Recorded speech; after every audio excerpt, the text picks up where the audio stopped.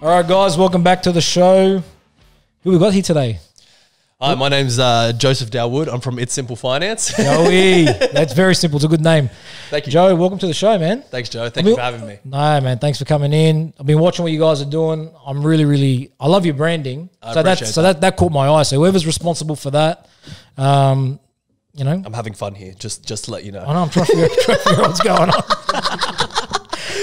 That's good. Just for everyone on the Just Hustle podcast, if you get annoyed with my laugh, I do apologize. I've had it for 29 years. It's not going to change. I've tried to change it before. It is what it is. It ain't what it ain't. That's it. Yeah, bro. No, keep it as is, man. Don't change who you are. Joey, thanks for coming on, man. Thanks for having me, Joe. So, man, I wanted to get you on because, like I said, I mean, watching what you guys are doing. I appreciate that. You're getting a no, bro. Anytime, man. You got to call it out, man. If it's good stuff. Thank you. The branding's strong, and your boys have been inboxing me hard to do mortgage brokering for me, so that caught my eye. So you guys hustle. Yeah. You get out there and you chase, which is good. But then I seen this segment, and this was the segment that really caught my eye, called Jargon with Joey. Yep. Now, I'm not going to lie, it's confusing because everyone's called Joe. Yeah. So it starts off with you, then it goes to another Joe. Yeah. But, man, talk to me about that, because that's something that really caught my eye, because, you know, mortgage brokering to me traditionally, it's a boring industry. Okay. I'm not going to lie. It's not something that I wake up in the morning, I can't imagine anyone say, I want to be a mortgage broker. Because firstly, it's a hard-ass job. You got to go and find finance for people who probably, you know, a lot of the time have trouble getting finance. But you guys found a way to make it interesting and cool. Where'd that come from? Okay, so the whole concept of It's Simple Finance started about 16 months ago. I want to say about a year and a half ago, something along the lines of that. So when I graduated uni, I went straight to Macquarie Bank and I started working there. Okay, so you're a Macquarie boy. Yeah. You know, and I absolutely loved it. You know, I was one of the banking specialists for about 7 to 8 months. And then I went to New York. I had a holiday lined up, everything like that. Went over there, had a job lined up on Wall Street. I was going to move from mortgage broking to investment banking. So you're going to be the Wolf of Wall Street? I was going to try my hardest. So you went to New York for the holiday? Or you went there? I went for a holiday, but I also have connections over there. Oh, nice. One of my, I'm not going to name names, but one of my Armenian friends, he lives over there, and you know, he introduced me to a few people. So I had something lined up there. That's cool. Basically, I came back to Australia, and the week I got back to Australia, my dad had a heart attack. Oh, wow. Yeah. Wow. So He's okay now? Or? Yeah, he's okay now. Right, but this is, you know, just basically how everything happened. So I was ready to move to New York, everything like that. Yep. Dad has a heart attack, and he needs someone to step into the property development business and help him with project management. Okay. And everything along the lines with that. So you come from that sort of background? Property development, construction, that type of thing? My dad, my brother, always in property development, construction, everything like that. Nice.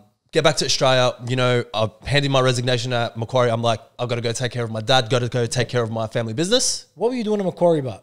Were you just banking? I was a senior mortgage broker. Okay. So you got a bit of experience in it before you jumped into your own mortgage broking. Yeah. Obviously. And then with Dad, I, you know, had to help finish off one of our projects that was in Goulburn. So we did a massive heritage restoration. We built a hotel. We did 25 units. Like, it was a huge project. We completed that in September of 2019. Yep. And then we didn't have another job lined up. Yep. And the whole time we didn't have another job lined up, you know, someone who's in building yourself and everything like that, it's just maintenance work, and maintenance is not as fun as the actual development, all those types of things. And I still had the itch for mortgage broking. Yep. So one thing that I noticed when I was at Macquarie is people would always thank me over the phone, in person, everything like that. And they'd be like, Joe, thank you. You made it simple for me. Thank you. You really helped me out. You know, you clarified things for me, all those types of things. And then I just went on asic.com and I wanted to see if, you know, It's Simple Pty Ltd was registered. Because I thought it was a great business name, and I was like, all right, let's make it simple, because we can make it that way. You could make it, you know, lateral. You could do It's Simple Insurance. You could do It's Simple Finance. It's Simple Commercial. It's Simple Residential. All those types of things. So I was like, okay, let's create an umbrella company called It's Simple, and then we'll get an ABN underneath it. It's Simple Finance. And that's basically how it came about. And from there, I was just thinking, okay, how can we produce content that young first home buyers need? Yep. Okay. It's what they want to read. It's what they want to listen to. It's, you know, everything along the lines of that. How can we do that? And what mediums do we get it across? That basically we help people in that 25 to 35 age bracket get into their first homes. Yeah, you got to go video. That's exactly you it. got to go video. Well, video, Instagram, Facebook content, ebooks, everything along the lines So of you guys that. are doing the ebooks and everything? Everything. Wow. So my concept was the more you give out there, the more that you'll receive. Yeah, You 100%. keep spitting out this content, no matter what, the good will come back. You just keep going, keep going, keep going. No matter if you have people telling you, oh, you know, I didn't like this, or it's too much in my face. Guess what? Who's the first person you think of when you think of finance now? It's Exactly Simple right. Finance. It's true. I don't think anyone gets sick of seeing content. No. I think that, you know, they may see it before, but that's why you just always got to change it up. That's exactly But it. that's where, so you guys, your niche is what? First home buyers? Yes, at the moment. first home buyers. We've been really targeting that 25 to 35 age bracket. People who have, you know, $10,000, $20,000 in deposits, and basically want to start taking advantage of the schemes that are in place. The $25,000 home builder scheme, the $10,000 first home owners. So you grant. guys are helping them take advantage of all that. We're doing our best. You know, I was going to lock into providing the service. Yeah. Because that's a big thing for first home buyers. Yeah. Because a lot of them, you know, a lot of people think that you go out there, you want to buy a home, you save up a deposit. Yeah. That's not even the beginning of the battle. Getting the finance is a whole nother world. Yep. And that's where, if you can keep it simple, I guess, you know, you win customers, right? The thing is with mortgage brokers, you need to know the difference between where people can buy. Yep. So some banks have different risk profiles. So for example, Parramatta has been considered a high density area for a long period of time where they'll only lend up to 80% on apartments. That particular banks will only lend 80%. When you're a first home buyer, 80% for an apartment in Parramatta, that's $160,000 a lot of the time. As a deposit, you know. So you need to know which banks will actually allow you to use a 5% or a 10% deposit to help people get into their homes. And there are banks out there sort of doing that? They're still making it possible? Of course there are, you know, but you just need to know the right ones. Because to save $160,000 in your early 20s... It's near impossible. Yeah, it's near impossible, especially today. Like I think that's where a lot of people with their first home get thrown off. Yeah. You know, because everyone hears these stories, or not everyone, but people hear these stories about, and I don't know if it's parents trying to motivate their kids or just educate their kids on the importance of saving money. They'll always give you this story. I bought my first home when I was 25 or in my 20s and it paid off. But a house now in Sydney is $1 million. Yeah. You can't, there's so many barriers to doing it. You can do it, but it's a nightmare trying to save up $1 million to pay your house off. And then, you know, obviously if you're going to do the deposit, it's still not easy. And the thing is with this whole Instagram culture, Facebook culture, everything like that, people are always putting so much pressure on themselves to be able to somewhat do better and, you know, chase the Joneses. The grass is greener on the other side where, you know, guys are driving their AMGs at the age of 22, 23, you know, they're on finance. They're on finance, on okay. finance, I'm not going to discredit them. They are hardworking people, everything like that.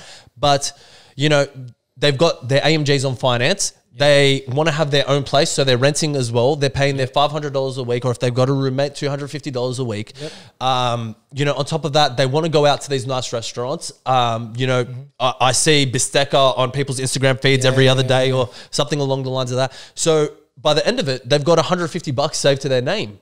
Like at the end of the week, you're not going to get a loan with that. Are you? It's very, very hard. So what we try to do is, even if they've saved $5,000, $10,000, but we've seen that they're spending so much money, we try and coach them. We try and tell them, look, we need to bring this back a little bit, in line. okay? And then we need to increase the savings over here. If you're educated in Australia, this is what I love about Australia. This is what I love about Sydney. Is it's a massive land of opportunity. 100%. Huge. If you're educated and if you've got that drive and you've got, you know, that hustle. Okay. Yeah, you got to have the hustle, man. You can start making that little bit of extra money. And where I like to take from our parents and everything like that as well is our parents came here and they didn't have the bistecca to go out to on, you know, a Friday night. They didn't have, you know, they weren't going to Double Bay and all this kind of stuff and living beyond their means. They were working their asses off 7 days a week. Okay. 100%. And that's what I kind of love about Sydney is if you can convince someone, you know, maybe start working on a Saturday as well. Put in 6 hours on a Saturday. That 6 hours on a Saturday might be worth 20 hours during the week. 100%. Yeah. Joey, look, you obviously know a lot about what you need to do to save money and move forward in the finance space. I think, you know, you obviously probably, you know, you know from your own experiences, and I'm sure you've seen a lot of client files. What's the mistake everyone's making? Uber Eats. Uber Eats? Really? Uber Eats. I've heard that. The banks are looking at that and saying, this guy, they don't know how to save their money. They're wasting money. So what happens is when a home loan application gets assessed, Yep. they will take it to a minimum account. How much are you spending on groceries? How much you are spending on car insurance? How much you're spending on electricity bills, water bills, everything like that. Your day-to-day stuff. Your day-to-day. And then after that, they consider Uber Eats, Ubers, eating out. They consider it a completely different expense. It's a non-essential. Yeah, exactly. Yeah. If you spend $50 a week on groceries and then you spend, $200 a week on Uber Eats, they're still going to assess your groceries at, $160 level. And then they're going to add the Uber Eats on top of that and the Ubers and everything to $250. Another thing that you've got to watch out for is your credit card limits. Yep. So this is a huge thing. So a few years ago, they used to assess your credit card limits at about 36%. Mm-hmm. They've jacked that up to 45.8%. Oh, wow. So if you've got a $10,000 credit card limit open and you only use it for emergencies, and I know millions and millions of people that have a credit card just for emergencies. Yep. You've got a $10,000 credit card limit. No matter what, they are going to say you spent $4,580 on that credit card. You don't spend 45.8%. You don't spend zero. You spend 45.8%. Yep. Every single year, you spend $4,580. So they take that off what they would lend you essentially. That's it comes exactly off the top. So if I'm out there now, because obviously the show's about the hustle. I'm young. I'm out there. I want to hustle. I want to make money and move forward. Obviously, buying a property comes into it at some point in time. Either the family home, an investment. Yep. And I'm out there hustling, doing my thing. Then I come to you guys. I come to It's Simple. I want to get a loan. And then I start seeing all these. You start educating me, I guess, as a first-time buyer on all these red flags. I'm spending too much on Uber, too much on Uber Eats. My AMG's on finance. These are all the mistakes you're saying. Like people are making these mistakes unintentionally and obviously not knowingly. And then that's what fucks them at the end of the day. They can't get a loan because of all these things. Well, that's where we come into play. We basically... Yep. You're advertising now. You know that. I know. All right. That's good. We give them about a month to 3 months to start getting their finances in order, and we try and get them to be patient. Okay, this is the number one thing with people in Sydney. They rush. We've got to catch up. We're always chasing our tail, trying to get to the next level. Just be a little bit patient with yourself. You're human. Everyone is human. Yep. Okay. If we can help you within that month to 3 months to reduce your expenses, and then we could bolster up your income somehow, maybe you could pick up a few extra shifts here and there. Maybe you find a side hustle, something along the lines of that. Yep. Possibly we can use that income to assess your home loan as well. These are the types of things that we try and do at It's Simple. You want to get the ratios in play. That's exactly it. Yep. That's exactly it. And we also try and manage people's expectations. We don't want to overpromise, underdeliver. Yeah, that's the worst thing you can do. I've seen other mortgage brokers in this game. They will, find someone with a $50,000 salary and be like, yeah, you could borrow $500,000. Because you see those commercials all the time. Earn $50,000, get a $500,000 loan, $60,000, $600,000. Yep. Is that legit? Can people actually do that, or is it a bit of... Look, me personally, I play by the books. Yep. And by playing by the books, you maintain that good reputation for yourself and everything like that. Also, you ensure that the person can afford their home. Because you don't want anyone to be so ecstatic, purchase a home, all that kind of stuff. Then 3 months down the line, they're getting kicked out because they can't make their home loan repayments and everything like that. So it's about managing people's expectations and keeping them within their limits. Basically being able to tell people, no, okay, you can't borrow that much, but you can borrow this much. And if you look at these areas, which are similar to the areas that you want to purchase in, then you have the possibility of, purchasing a home. I know quite a lot of people that have started to move down to Wollongong, Illawarras, all those areas. More affordable homes. It's more affordable homes. They've got a CBD down there. The apartments down there are beautiful, all those types of things. And you could, purchase a one better for between the $400,000 to $500,000 range. 100%. Well, I think that's the talk of 2020 at the moment. Everyone's starting to look at regional locations. That's exactly it. House and land packages, all those types of things.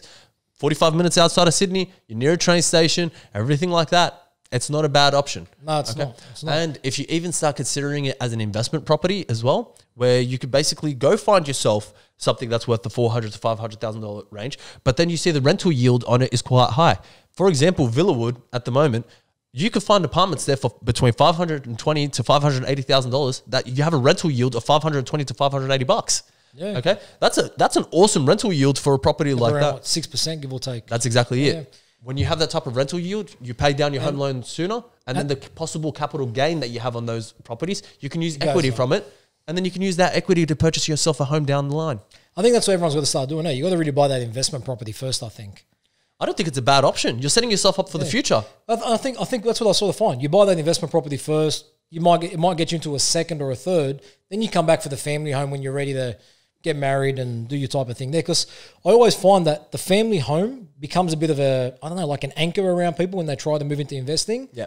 Is that true as being a broker? Like, so let's say, just being sure about your question, the family home, as in I live with my mum and my dad, and then I'm investing in areas around me? No, I mean as in like, my wife and I just got married. We bought our family home.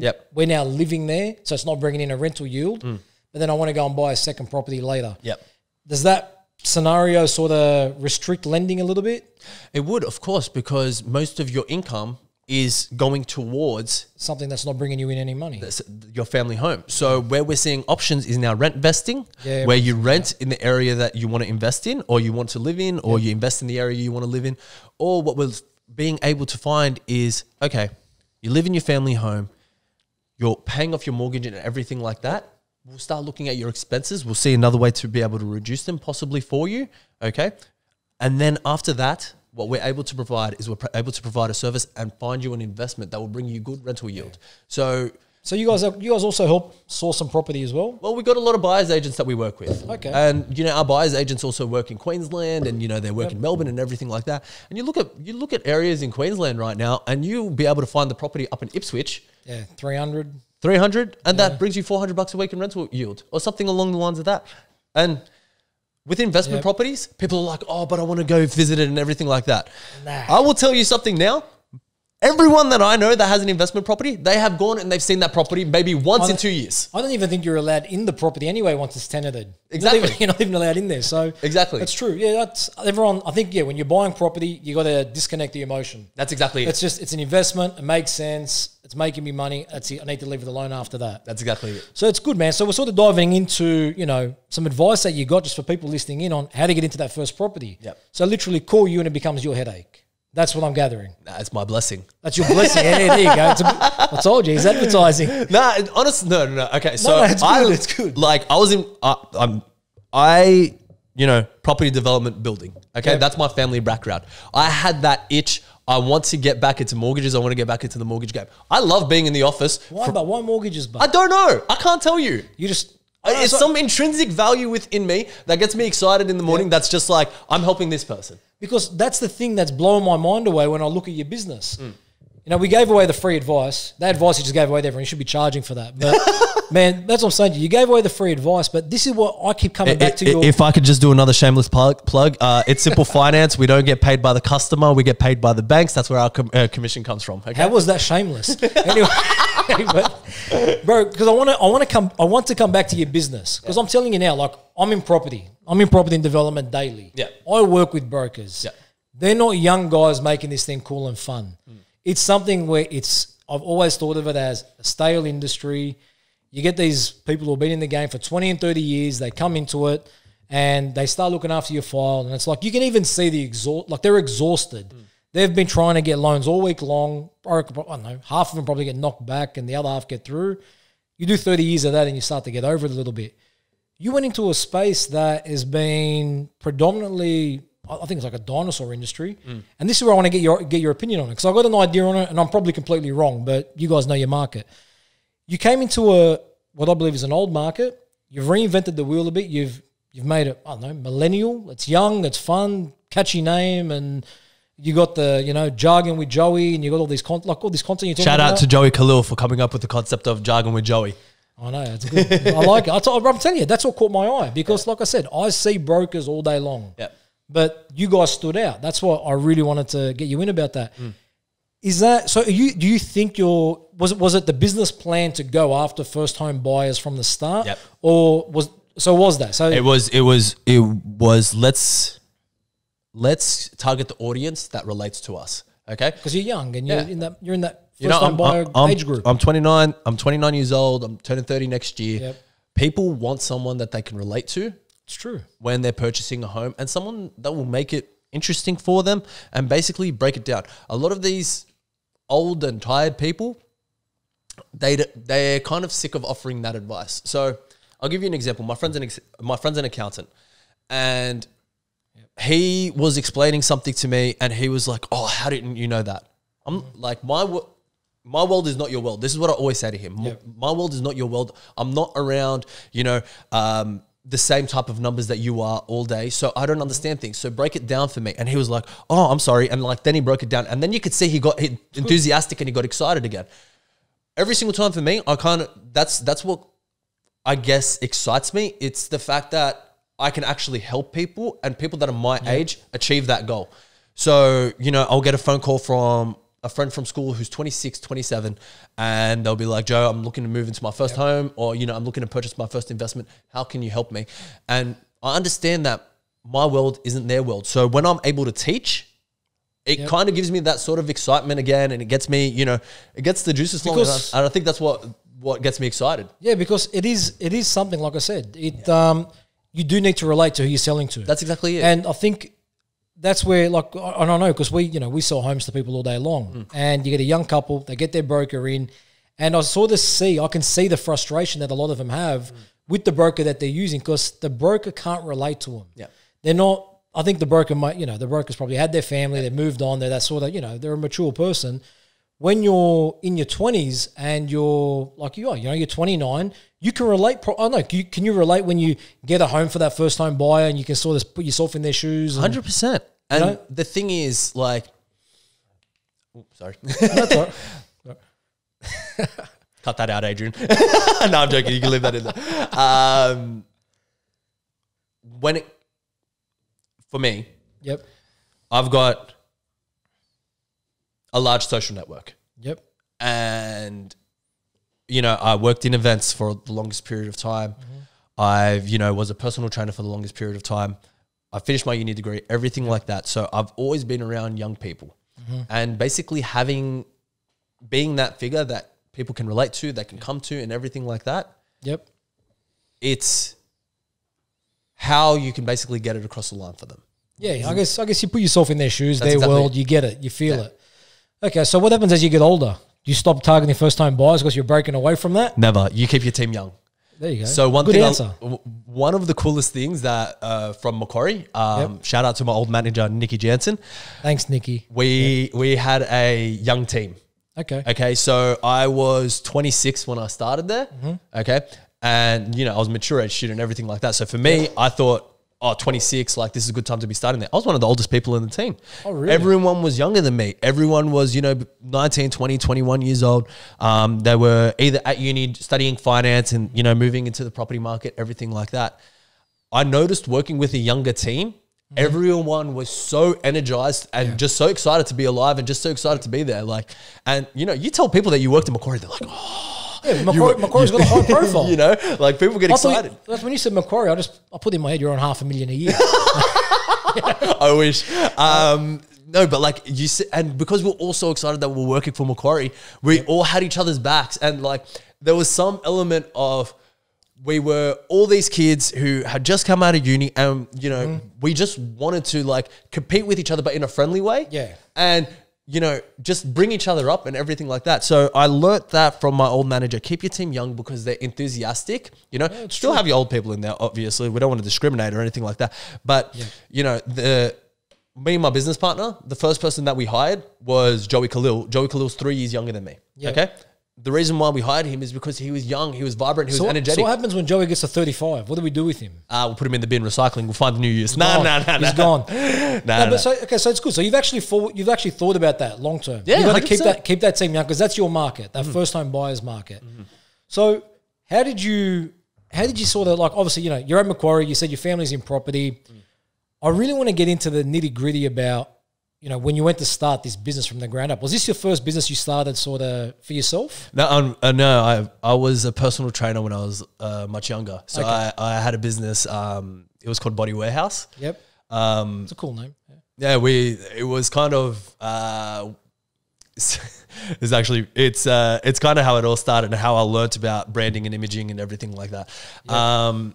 I started with my personal story where I was like, okay, you know, I dropped a lot of weight, all that kind of stuff. I got into personal training. I got into fitness, yada, yada, yada. I want to kind of replicate that for everyone else. So that was my first business. And I kind of partnered up with people who had similar situations. So I partnered with a girl who had lost 35 kilos. You know, those are the types of people that I wanted to. How long ago was this? 2-3 years ago? Ah, this was about 10 years ago. Oh, wow. So this was straight out of high school. So you're like 19. Yeah. And you're starting your first business. That was exactly it. And somehow we moved into a female only boot camp, and we kind of noticed, okay, let's brand it like this, and then we could target, you know, our target market a little bit better. And, you know, let's bring on another female that, you know, that kind of age and everything like that.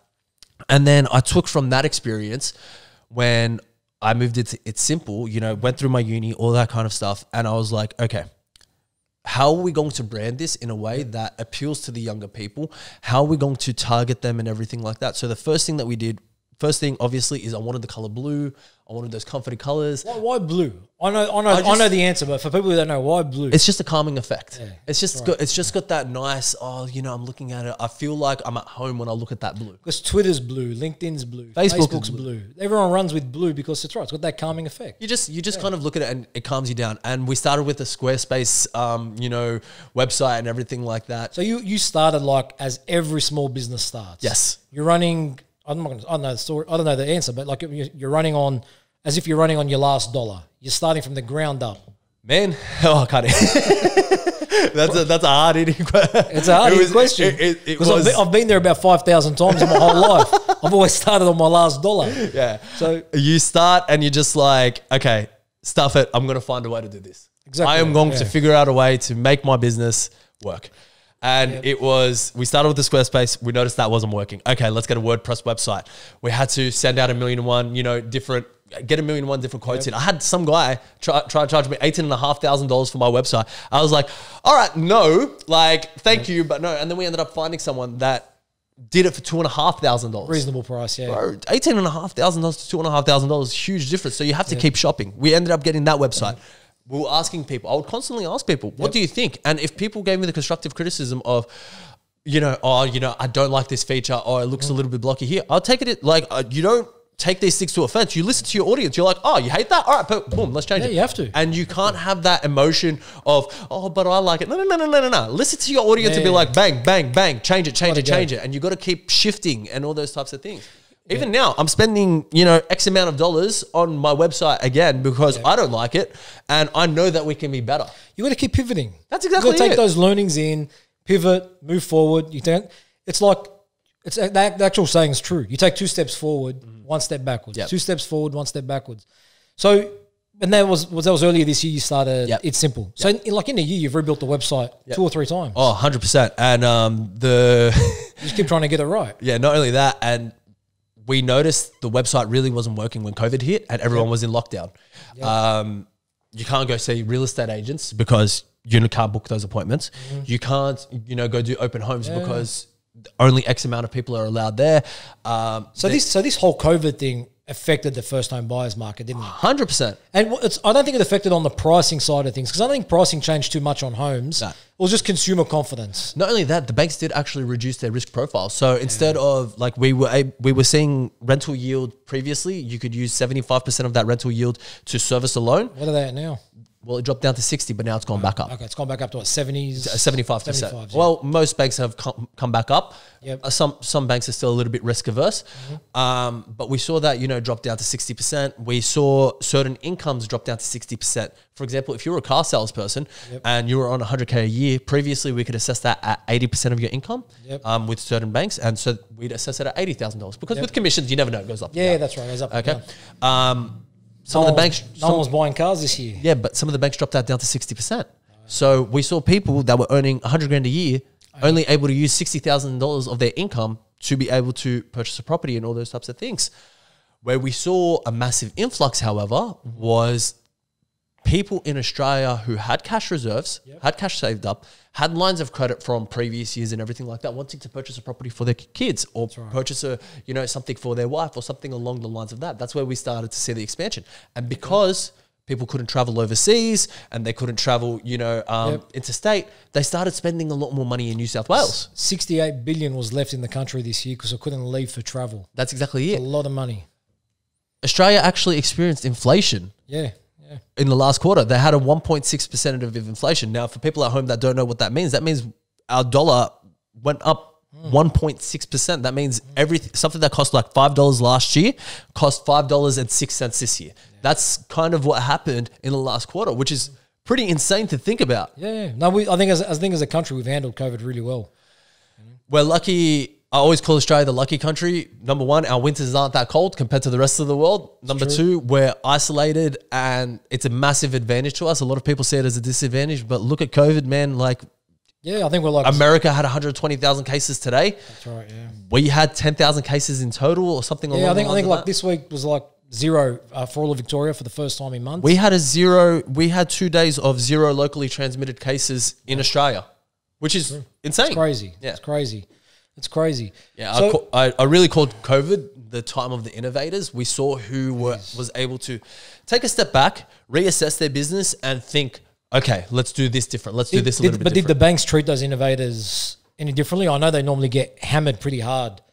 Like if you say that you're a property developer or you're an entrepreneur, or you just need to know the right banks to go to, Joe. Yeah, that's it. So you guys know. Well, there you go. You keep it simple. So for me, I look at it and it's always. Like we hear it because, like I said, we're selling properties in our businesses, and you just see someone comes in, they pay a deposit for a house or a block of land with us, and then they hit a brick wall. 3 or 4 weeks later, sorry, we couldn't get the finance. Well, that's the advantage of being connected to 30 plus banks. Yep, we know who's. You just can't stop advertising. Man. I can't, man. I can't. But so if you're working this hard to advertise the business, I can only imagine what you do on a loan application. See? I'll give you a plug. Look at that plug, Joe. No, that's the advantage of being connected to 30 plus banks. If you're connected to 30 plus banks, you know who's going to be risk averse for certain risk profiles. It's true. I'll tell you one thing that a lot of mortgage brokers don't know. I've built a building in Parramatta, or you've built a building in Parramatta. Yep. Certain banks will only lend you a certain percentage of that block. So if St. George is lending in that block, they'll only take 20% of those apartments. They won't go over that 20%, no matter how good the rental yield is, no matter how perfect the building is, how beautiful the finishes are, how good the builder is. We're taking 20% of that building. You have to find another. They just put a cap on that address. That's it. Bank of Sydney will only allow 5 apartments. Whether there's 500 apartments in a building, 50 apartments, they'll only allow 5 apartments per building. I didn't know that. Exactly. And that's where we come into play, where you've got to know those types of things, so then we can get people to finance. We don't want people to hit those brick walls. No. We don't want the 3-4 weeks. We don't want delay in settlement. Delay in settlement fees are huge. We don't want that for people. And that's where we kind of thrive on the knowledge, reading, and understanding everything that the banks are offering. Okay. So I guess the one thing I'm sort of gathering from all this is you guys actually know your shit. We try. Honestly, you do, because the stuff that you're coming up with, like I said, I deal with brokers who are 30, 40 years in the game, and they haven't given me any of this information. Okay, perfect. So who's going to be your broker from now on? We'll talk about that after the show. We'll talk about it after the show. Welcome to Savage Ape Studios, where we make apps go #1. Let me take you on a tour.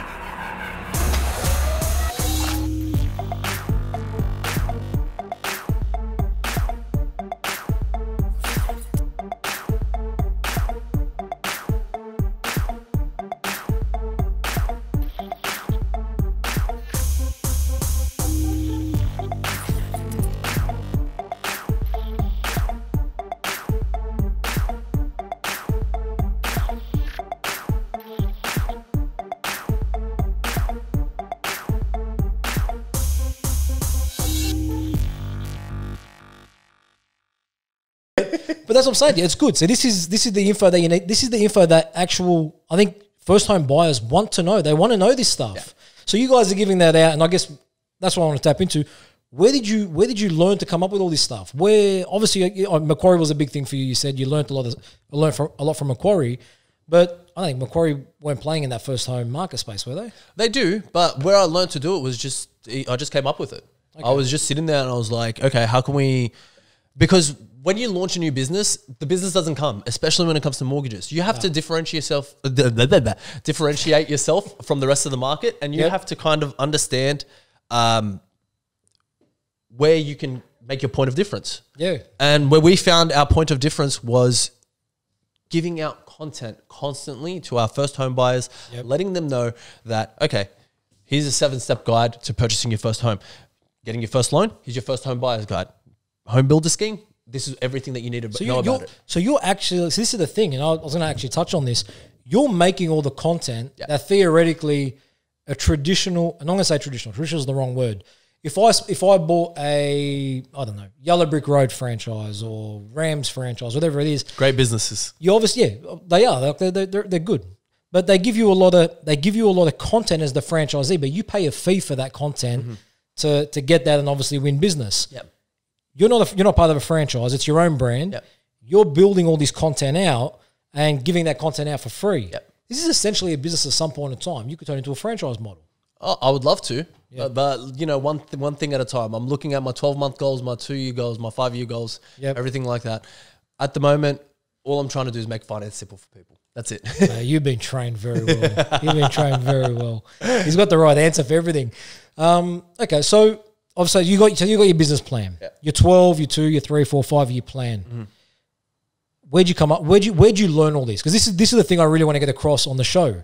Obviously, the show, it's just hustle. Yeah. It's about how do I start my business? Why do I start my business? I know you're passionate as hell. Yeah. You've definitely got a lot of energy, and you guys are executing. That's the thing I like, because when you start a business from the ground up, I'm just going to say thank you to Joe for all these compliments. I'm sitting here, I'm going to be like, you know what? I'm gassed up right now. I've got all this confidence. No. I'm doing this so I get a better rate on my mortgage. I'll try my hardest, I promise, okay? But I'm being serious. Your content, you're executing. The content's clean. It's working. Yeah. You don't get that in the first 6 to 12 months of starting a new business. Okay. It takes time to finesse. So you're trying to tap into my brain right now? No, I am. I'm not for me. Don't get me wrong. I'm trying to tap into my brain because A, I want to know. That's true. Okay. But B, how long do I have? As long as you need. Okay. Because I think the information, this is the thing about the show, the information that we give out is free. We don't charge to watch the show. It's nothing. It's just free info. Couple of guys and girls get together, share their story. It might help someone out. Yep. There might be someone out there who's thinking, I want to become a mortgage broker, but I don't know where to start. Yep. And the people who come and sit on this table, I ask them to come on the table because I believe in what they do. Yep. And I also believe that they don't mind in giving back a little bit. That's why you're here. Yep. So where did it all come from? It's got to come from somewhere. Okay. So the biggest thing that when I was actually thinking in the car on the way here of what to say if you asked me this question. Yep. And where it all comes from is my dad. Okay. Good, yeah. So my dad is the king of execution. He, went to the military in Lebanon. I was in the military. Okay. Yeah, in Lebanon, was conscripted to the army, had to fight in the Civil War, everything like that. Got out of the army, saw no opportunity in Lebanon, picked up his bags and moved to Canada. Okay. Oh, because there is a lot of Lebanese in Canada. Yeah, huge amount, especially in Ottawa. I was at a soccer game and I thought I was in Greenacre. I'm sitting down, I'm hearing yalla, yalla, yalla. And I'm going, what is going on here? What is happening? You do that well. But yeah, my dad, he moved to Canada and, he withstood minus 40-degree winters, all those types of things. Then he went from Canada to Saudi Arabia, got his engineering, everything like that. So having my dad as a role model, was huge for me. And it kind of pushed my brothers and sisters. I'm the youngest of 5. My brother got a 99.5 UAI. My sister's, that's 99 more than I got. My sister's one of the biggest wedding. She's got the biggest wedding magazine in Australia, Wedded Wonderland. Is that your sister? That's my sister. Oh wow! No, I've been watching this. I've been following her stuff for a long time. Yeah, she's a machine. Then my other sister, she's got a massive marketing business as well. She deals with clients like HP and Lenovo, like they're her clients. Oh, really? My sister, she's got a very successful dress shop. So it's in your DNA. It's in the family's DNA. It wasn't always in my DNA though. So I got to 18. This is where I kind of want to say, if you've got that itch for, there's a little bit more in life. There's a little bit more. I was 18 years old. I was 131 kilos. I was massively overweight. Okay. You were 131 kilos? I was 131 kilos. On, man. Swear to God. I don't believe that. Swear to God. I've got a photo I can show you on my phone after. Wow. I was 131 kilos. I got to Lebanon and I was just like, what am I doing? Like all my cousins here are making fun of me. I'm not like, I hate my uni degree, everything like that. So the foundation kind of was my family and then it was exercise. And then off exercise, I built that foundation and I just kept wanting a little bit more, wanting a little bit more.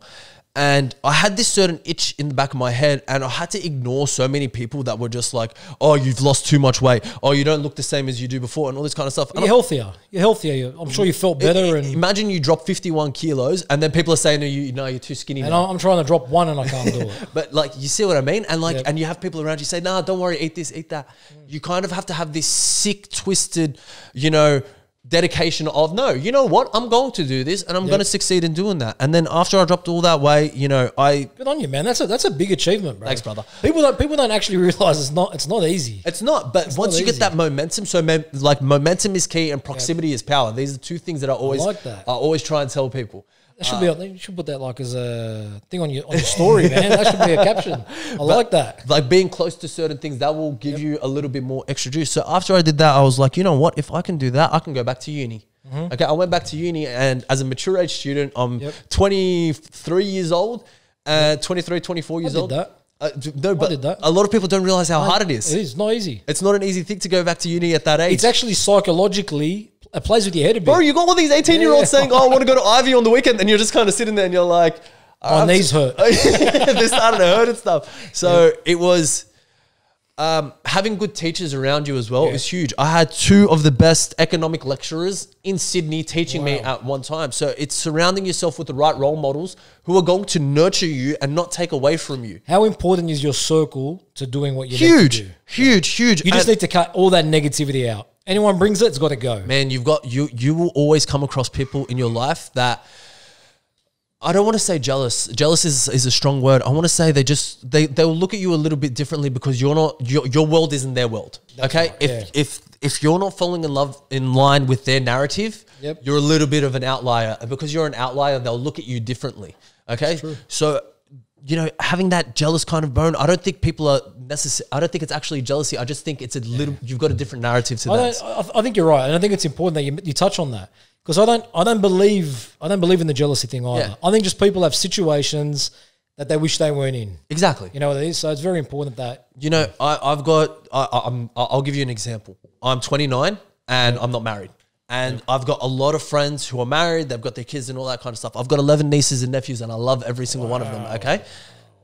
Do I think my narrative is, should I be jealous of them, people around me and all that kind of stuff? No, because my narrative is a little bit different. Yep. So if people have those kids and, you know, they get married, all that kind of stuff, I want to cheer them on because that's their narrative and that, like, they've been able to reach that goal. For me, I haven't reached that goal yet, but my narrative is a little bit different. They'll look at me and they'll be like, oh, you're still single, young, fit, all that kind of stuff. You still got energy. And, you know, but you're keeping it simple. Thanks for that plug. But you've always got to kind of realize I'm good at marketing. Yeah, he's all right.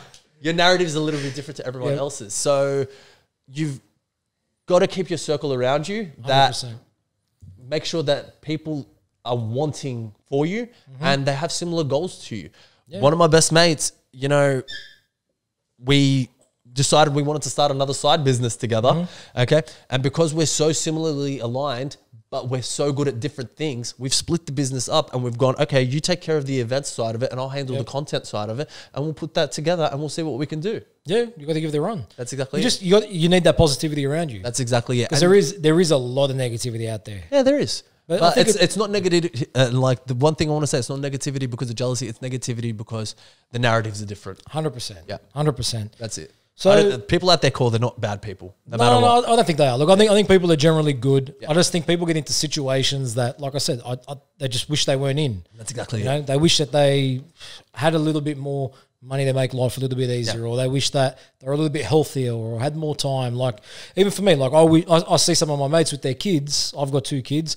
I wish I had more time for my kids. Yeah, but right now, you got to work through that. You just got to keep hustling through it. Yep. And the hustle's for everything. It's not just about the money, man. You got to hustle 100%. Through life. You got to hustle through family. Can I ask you a question? Yeah. How do you refill your cup every morning? How do I refill my cup every morning? Yeah, so I believe that everyone has a glass. Yep. Okay. And you've got a cup all the way up to here. I was going to say I use a tap. You just use a tap? Yeah. But what's your tap? Whatever's in the sink. No, but this is the thing. So I look at you and you motivate me. You've got the podcast, you've got, your business, everything like that. You've got your employees, and it G's me up, and it kind of gets me excited, gets my juices going. Look, so man, I like to tap into people like you and go, what do you do that I can learn off? Thanks, man. I didn't know we're flipping the switch, but happy to do it. Man, look, for me, I don't know. For me, it's very, very different. Yeah. I wake up every morning. I've always been motivated from day one. Yeah.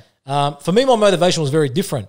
I was always motivated to work, but when I reckon, in my early to mid-teens, something happened with my life and my family, and that flipped the switch on me big time. My motivation changed completely. It wasn't a matter of working for, and this is the thing that I think is very, very important. I think the day you wake up and go to work for money is the last day you should hustle, because you can't wake up and go to work for that. You got to have something inside you burning to make you get up and go. And if you're good at what you do, you're going to make money. Yeah. So that's what people don't understand. That's why when I see people bean counting, like, I'm going to leave this job because I can get an extra $10 there or $5 there, I don't understand that whatsoever. I think you got to look at the opportunity. So that's off topic anyway. But for me, it was very, very different. I had a life event in my mid-teens where my motivation went from me being driven to I actually had to go and work. Like, both my parents were hospitalized. We had this business. So I was 15, 16 years old running a multi-million-dollar business, not knowing what the hell I was doing. But you have to figure it out, and I made a shitload of mistakes, worked through it, and here we are today. But for me, I don't call them mistakes. Don't call them mistakes. They're learnings. They are learnings. But for me, I look back on them, and the reason why I personally like to call them mistakes is because I feel like it cuts me a little bit deeper, where I want to learn more about why I'd made that mistake, So, but for me, like, I think motivation changes. Right now, the reason why I fill up my cup every morning, I wake up, I see my kids, and that's it. For me right now, it's my kids. Before that, it was my wife. I wanted to get married, start a family. Before that, it was the parents. They were both in hospital beds. They were both sick, and I had to get out there and do something. So I've never woken up and gone to work for the money. I'll refill that cup 10 times a morning if I have to just drive and, keep doing things. And even after my kids are probably, in their teens, and that's the thing I always come back to. I don't know if I'll push my kids into a business I'm in or I'll let them go on their own journey. I won't know until the day. But even when they get to that point, I'll have a new motivation. There'll probably be, and I think for me, it might be something along the lines of, I really want to help people grow their businesses. I've always been passionate about business. So for me, it's that's my motivation in the morning, and about 4 cups of coffee before about 6:30, and then I get in here at 7:30, and I'm trying to find where everyone is. No one's ever in the office, Adrian. But that's it. That's for me, man. But that's my motivation in the morning while I refill that cup, man. So like that's the one thing that I always think to myself is, how can I refill that cup so that I can go that little bit further? Yeah. And you've got to find something. I don't think your cup needs filling, man. I think you're overflowing. No, but you need to overflow with that energy when you have a business and when you have small businesses and everything like that. You want to take on the world. So have you experienced burnout yet? I did. You did? I did a few months ago, and because it's a real thing. Oh, 100%. People actually beat themselves up when they experience it, but it's a real thing. Okay, so I'm going to say the most un-Lebanese thing in the world right now. I meditate for an hour every morning now. Yeah, that's brilliant. And I think that is the biggest thing. And I've even got my boys doing it now, like the guys that work in the office with me. I can tell by Joey's haircut. He meditates. Have you ever heard of Wim Hof? No, what's that? Okay, so Wim Hof is this particular type of breathing method where he's this Icelandic dude that, swims under. So it's a person. It's not. It's a person. His name is Wim. Okay, but he came up with this method of where he can basically hold his breath underwater, like ice water, for 8 minutes. Oh wow! Like, he's got world records for this stuff. So people were like, and his type of breathing method, because he's a big believer in oxygen filling up the body, all that kind of stuff. It actually does. I don't know what it does, but it does something. It does something. Oh, geez, you up for life, man. So I started doing that after I started experiencing burnout. And it was just this massive shift for me. So I was burnt out. I was losing my mind. And I had a big moment like that happen to me earlier this year. I got, I haven't mentioned this. I got ran over by a car. What? Yeah. So let me just explain a few things. Come back. No. So, but I had like 3-4 things, bad things happen at once. So got ran over by a car. I had a scalp disease where my hair actually started to fall out. Come on. Every morning I would wake up, there was 200 hairs. It wasn't like hair thinning and I was going bald. It was hair like falling out. What caused that? It was just this random thing that happened. And then I had another like personal thing that happened in my finances. And on top of that, we're going through COVID. I've got It's Simple. I've got, you know, my dad's business that I'm still trying to take care of as well as I am. You know, I've got a lot of pressure on me at home, all those types of things. So I was like, I'm spent. Thank God for Joey Khalil, because he's like, get out. He told me, get out of the office right now. So I left the office and I did the only thing I know what to do. I went to the beach because it's the only thing that calms me down. And I had all this sand around me, all this water, yada, yada, yada. And I had to think of these, like, what am I going to do to basically fill up my cup so I could take care of all these things one at a time and, like, you know, take it on. And that's when I was gone. I was actually gone, and I was like, F this, like, I've got to figure it out. So, you know, so you just had a series of bad events, just one after another. Concussed. And you know what I told myself at the start of the year? I said 2020 is my year. I didn't give a shit about this. So I was sitting there. I was like, if you're gonna make 2020 your year, you got to figure out how you're gonna, like, fix all this. Okay. So I sat on the beach and I started researching, and I found Wim Hof. Okay. And it was basically this breathing method. So you found the frozen ice guy. While you were sitting on a hot beach. It wasn't a hot beach. It was in the middle of June or July. I can't remember. So it was cold. Okay. Perfect timing. Perfect time. So I did this breathing method. And then right after, I started listening to these positive affirmations. And I was like, all right, we feel a bit better. Let's go to the office. We got to the office that day, submitted 3 loads. Okay. Just something along the lines of that. And I was like, all right, let's start doing this and let's see how long we can prolong it. And then it got to a stage where, like, so what it is, it's this breathing method where you breathe in for like 30 times, like through your diaphragm, and then you hold your breath for as long as you can. Usually you can only hold your breath for a minute and a half. You get that far? I was getting to 2 minutes and 45 seconds, 3 minutes. I get to about 15 seconds. I screenshot it and I sent it to Joey, and I'm like, haha, I beat you. you know? I can't believe it. And then he'll send me one saying 3 minutes, and he beat me. Well, it's 2 minutes. Are you serious? If I 2 minutes, I feel like I'm 21 again. I can't. It's insane. Wow. And you do these methods, and then you listen to these positive affirmations, and one at a time, all these things that had happened started to disappear one at a time. It was like, you know what? I could take this on. This isn't that bad. I could take it on. Is that the first time you've experienced something like that? Oh, I've experienced it. So if I start tearing up, I'm sorry. No, go for it, bro. My cousin John. The day before a big exam, his father passed away. Oh, wow. And he lives in Lebanon. In Lebanon, there's no such thing as deferred exams. There's no such thing as special consideration, nothing. You go to that exam. It doesn't matter what's happened in your life. His mum said something to him, and it's always stuck by me. It's, gold does not become pure until it's put through the fire.